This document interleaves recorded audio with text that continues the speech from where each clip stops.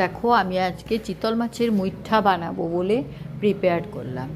কি নিলাম, চিতল মাছটাকে ভালো করে ছাড়িয়ে নিলাম, মাছটাকে বের করে চামচ দিয়ে কুড়ে কুড়ে বের করে এর মধ্যে পেঁয়াজ বাটা, রসুন বাটা, লঙ্কা বাটা, আর দিয়েছি আদা বাটা, আর দিয়েছি জিরে গুঁড়ো সামান্য, ধনে গুঁড়ো, আর একটু কাশ্মীরি লঙ্কা, নুন, হলুদ, মিষ্টি কিন্তু দিইনি এর মধ্যে, আর আলু ঘষে দিয়েছি।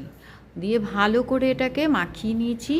এই দেখো মাখিয়ে গরম জলটাকে আমার ফুটছে ভালো করে, তখন এর মধ্যে আমি ছোট ছোট বল করে দিয়ে দিচ্ছি এর মধ্যে। এটা আমি 3-4 মিনিট এটাকে আমি ফুটাবো ভালো করে।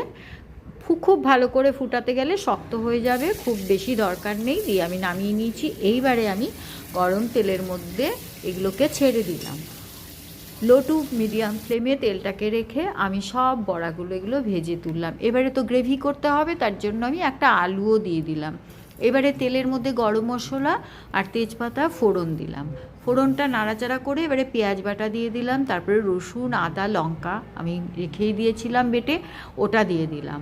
ওটা ভালো করে ভাজা ভাজা একটু হয়ে গেল পরে তারপরে আমি ধনে গুঁড়ো, জিরে গুঁড়ো খুব কম পরিমাণেই দিয়েছি, কারণ পেঁয়াজ বাটাটা আমি বেশি পরিমাণে দিয়েছি।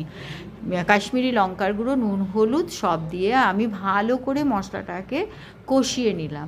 এবারে দেখো আমি উষ্ণ গরম জল ঢেলে দিলাম। এবারে আমি এই বড়াগুলো আর আলুটা দুটোই ছেড়ে দিলাম গরম, আর এর মধ্যে আমি নামানোর আগে ঘি, গরম মশলা দিয়ে নামিয়ে নিলাম।